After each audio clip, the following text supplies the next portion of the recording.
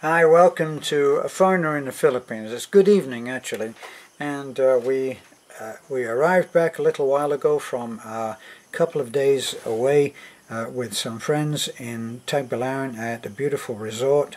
We were invited there by a visitor who is a subscriber to our channel, and he wanted to meet us and he invited us up there to spend a couple of days at this resort that he is connected to. So that was a terrific time that we had, absolutely spoiled, beautiful food, beautifully prepared, and the nicest of people, great pool, accommodation just terrific, and apparently not that old, so it doesn't have that same air of slight neglect that many of the resorts do have. Well, the ones that are not run by Americans. There are some resorts that are run by Americans, and they are well kept and kept up to date. So there's a great deal of difference. But then it seems like some of the other resorts started out with very grand ideas, and then perhaps because there are a lot of resorts, they were not kept up. Now, they're not all like that. When we were on Dumaguete recently, we went to one particular resort that I'd have to look up the name for you if you ever really wanted it. It was a dive resort, not a dirty, low-down dive, one where they cater very, very professionally at a very high standard to divers. And so, apart from that, you do get this kind of a little bit of a neglected look and feel about some of the resorts here. Right, this doesn't apply to this. It's beautifully kept, 100%, being improved all the time, and just great. So, that said, what am I here doing now? Well, we have some big decisions coming up regarding a truck. It's a great deal of money for us, and sad to say, I have to allow, this is the way that it works for us. We have to allow for the fact that there are people there, and believe me, I'm not explaining myself, I'm explaining why we do what we do. Now, we have people who support us very strongly and say, Terence, Beth, you don't have to explain yourself. But this is how I feel about how we carry on our help mission, which is what it feels like to us. We carry on our mission, and we are trusted with the money that people have worked very hard to raise and have donated or gifted to us. They've gifted money in trust to us to do what we say we will do. So when we for instance tell a story about the little girl who has a malady of the bones, where the bones break very easily, what is it called? I've forgotten now, but that's Baby Jane, and we've had money sent to us in trust for Baby Jane, and now that we are back from our vacation, and now that I'm back in the driver's seat, we can now get something done for Baby Jane. We're going to get a truck tomorrow, hopefully, that we will find what we want. So that will be out of the way, so we'll be able to help Baby Jane get organized. We took some of the vitamins that we've been giving her. We took some round tonight. The family wasn't there, so it's going to be back first thing tomorrow morning to get Baby Jane her vitamins, which will be making a great deal of difference. Plus better food, which we've also been taking around. A bag of rice doesn't seem like a whole thing, but a 50 or 60 pound bag of rice to a family that may never ever see an entire bag of rice is quite a thing. Believe me, it's a big help. So my take on how we do things is that we have to be trustworthy, but we have to be seen to be trustworthy. And this links in with our other idea of we have to help, but we have to be seen to be helping. So the two go hand in glove. Now, why would I have to explain anything right now? Because we've just come back from Manila just over a month ago, where I had a procedure for a vasectomy reversal, and that cost, the surgeon's fee plus the hospital and everything, cost 140,000. Now I'm just going to go on pesos, and if you're interested in knowing what that is, I know that probably I should have all of these figures worked out in pesos and dollars as well. But hey, you got a phone, you got a computer. You can work these things out for yourself if you need to. But we paid 140,000 for the procedure, and then whatever it was, I don't know, 15, 20, 25,000 for hotels and taxis and food while we were there, the ferry while we were there, getting there, and airfare on the way back. Doesn't take long to count out. But we had saved really determinedly for that to happen, and we had saved because we had been told in other videos which we have made and released, we've been told that the cost, depending on what procedure we had, the cost could be 350, 400,000 pesos. So we knew that we had quite a task ahead of us.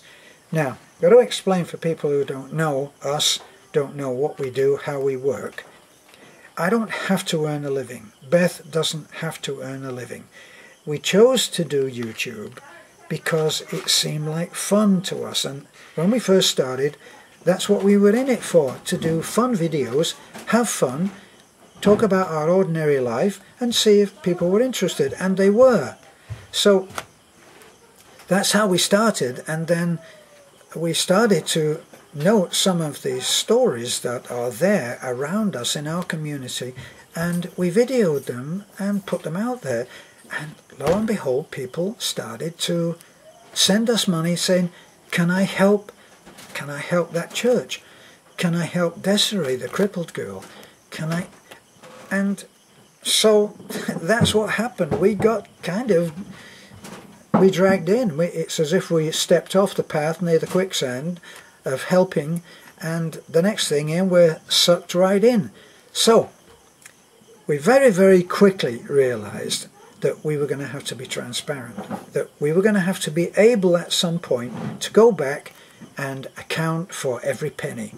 And that's what we've done. So we've accounted for every penny. So actually that's what I'm here doing now, except that I'm not doing it in the down to the penny, down to the centavo way that my wife does. So we needed to find, we thought at the time, we needed to find around 400,000 pesos. Well, we'd been working pretty hard, and people had recognized that actually we didn't ask for anything for ourselves. Well, because we didn't actually need it. And that was the situation, because I have two pensions. I have a modest pension from the US, and then for my years prior to going to the US, I have a modest pension from my UK life. And so we live modestly. Some people might think that we're just camping out. Well, and they'd probably be right for them. But we're doing fine. We have nothing to complain about, and so much to be grateful for. But people started calling, messaging, saying, what can I do for you? What can we do for you? And that was the most difficult question of all, because right then it just seemed to us that we had everything. And so it was a difficult question, but people started that. Then someone that has become very near and dear to us, has supported many of our real heartbreaking projects that we pulled off, said, why don't you open a Patreon account? which I didn't even know what a Patreon account was, but he said it's there and could help you by people who want to help. And we used to get so many messages that said, I really would like to help, but I just can't afford to spare any money. Well, with the Patreon account, and this is not trying to get you anybody to give to our Patreon account, but what it means is that if you found yourself wanting to contribute in a big way to one of our projects, like building a house for a very poor family, and couldn't do it, you could donate $5 a month.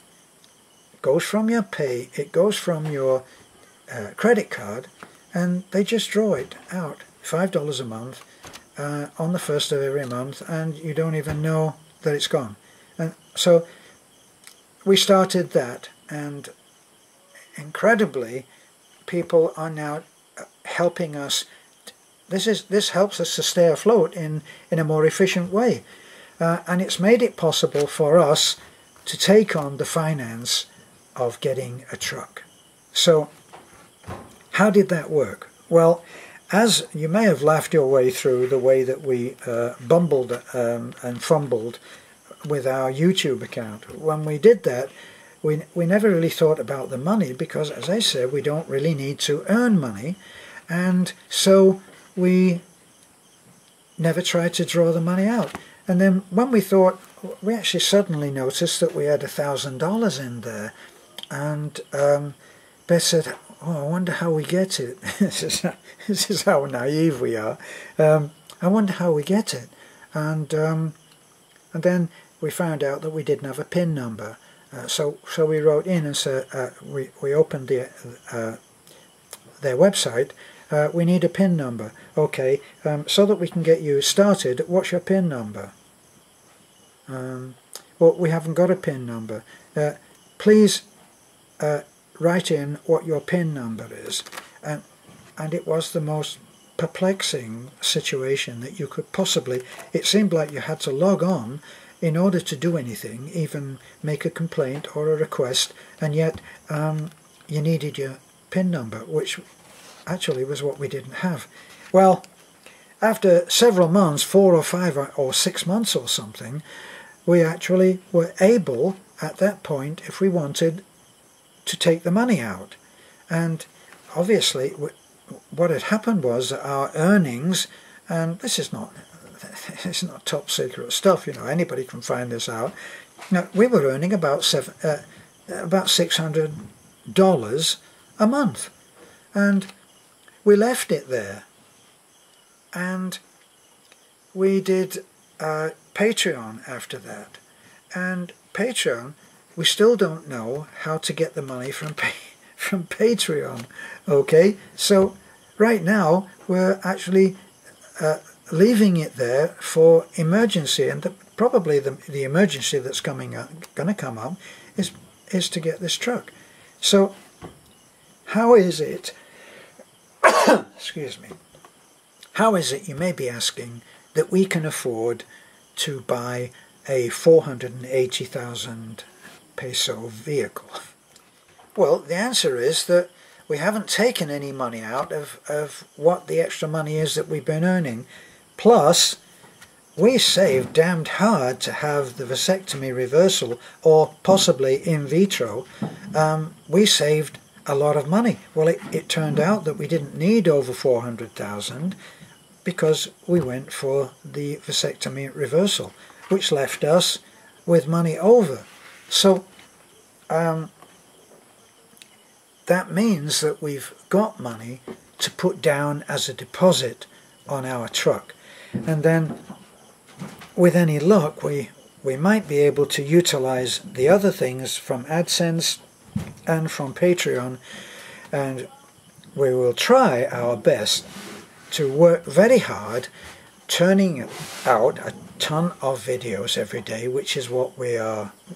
Actually, modesty apart, we're good at that. We can turn out 5, 10, sometimes 15. I think actually our record was sometime last week we uploaded, I think it was 16 or 17 videos. So that's what we're going to do, and we're going to try to pay off our truck as if it were cash in 3 months. And that's the deal that we're going to try to get when we go out tomorrow.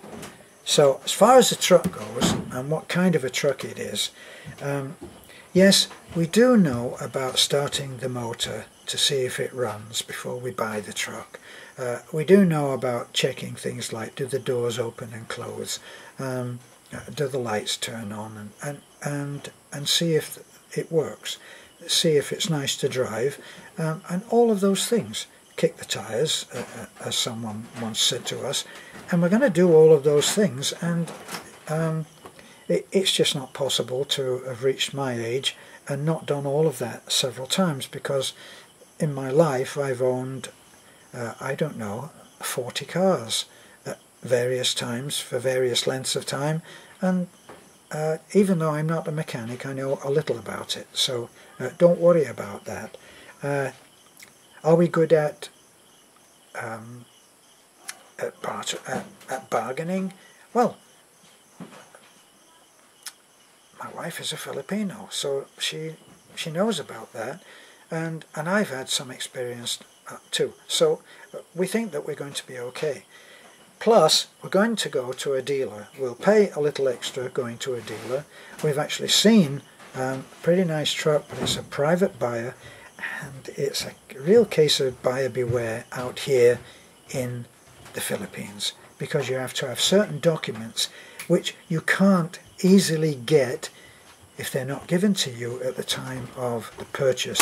And one of them is a CR, which is a certificate of registration, and you must have the original certificate of registration. And if you don't, if the seller does not have that, he needs to be able to show you the bill of sale from when he bought it. He needs to have a copy of his ID from his driver's license. He needs to have the original certificate of registration which came with the vehicle. And all of these things have to be very carefully looked at, scrutinized for whether they are genuine. And so going to a dealer, there is a certain protection in that. Plus, of course, if you buy from a private buyer and it conks out 100 yards out of his gate or his drive, you're on your own. But with a good dealer, then you will get a 2 or 3 month guarantee.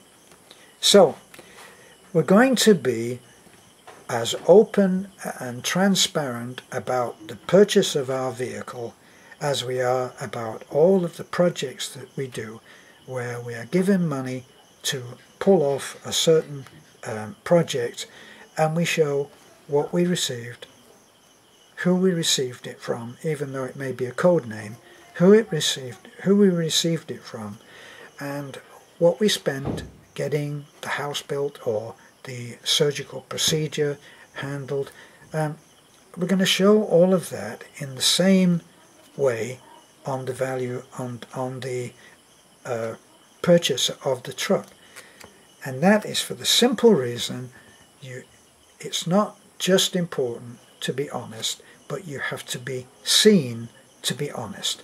And this is our perhaps I don't know, pedantic way of doing things that other people may say, oh, for God's sake, and but we back everything up with receipts, and we show those receipts by putting the camera down on them so that you can read the thing, and you can see dates and doctors' names or dealerships with phone numbers, and you can depend on that because it's true.